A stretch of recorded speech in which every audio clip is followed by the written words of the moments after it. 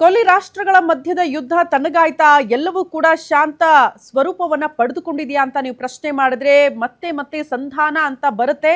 America ಅಧ್ಯಕ್ಷ Donald Trump ಅವರು ಈ ವಿಚಾರ ಪ್ರಸ್ತಾಪ ಮಾಡ್ತಾರೆ. ಆದ್ರೆ ಅಗೇನ್ ಸಂಧಾನಗಳು ವಿಫಲ ಆಗಿದ್ದನ್ನ ಗಮನಿಸಿದ್ವಿ ನಾವು. ಬಟ್ ಈಗ ಯುದ್ಧದಿಂದಲೇ ಹಿಂದೆ ಸರಿದು ಬಿಟ್ಟಿದೆಯಾ ಅಮೆರಿಕ ಅಂತ.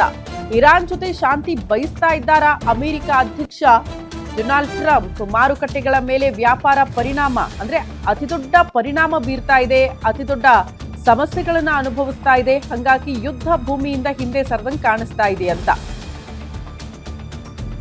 ಪ್ರಾರಂಭ ಮಾಡಿದ್ದು ಕೂಡ ಅಮೆರಿಕ. ಹಂಗಾಗಿ ಯುದ್ಧ ಭೂಮಿಯಿಂದ ಹಿಂದೆ ಸರಿತಾ ಇರೋದು ಕೂಡ ಅಮೆರಿಕ. ಜಸ್ಟ್ ಇರಾನ್ ಜೊತೆ ದಾಳಿಯಲ್ಲ, ಇಡೀ ವಿಶ್ವದ ಹಲವು ದೇಶಗಳಿಂದ ಒತ್ತಡ ಇದೆ ಅಮೆರಿಕ ಮೇಲೆ, ದಯವಿಟ್ಟು ಈ ಯುದ್ಧವನ್ನ ಕೊನೆಗೊಳಿಸಿ ಅಂತ. ಇದರಿಂದ ಬೇರೆ ಬೇರೆ ದೇಶಗಳಿಗೆ ಸಮಸ್ಯೆ ಆಗ್ತಾ ಇದೆ. ಪ್ರಮುಖವಾಗಿ ಈ ಕಚ್ಚಾ ತೈಲ ಸಾಗಾಟದ ವಿಚಾರಕ್ಕೆ ಸಂಬಂಧಪಟ್ಟಂತೆ, ಈ ಹರ್ಮುಜ್ ಜಲಸಂಧಿಯ ವಿಚಾರಕ್ಕೆ ಸಂಬಂಧಪಟ್ಟಂತೆ ಸಮಸ್ಯೆಗಳಾಗ್ತಾ ಇದೆ.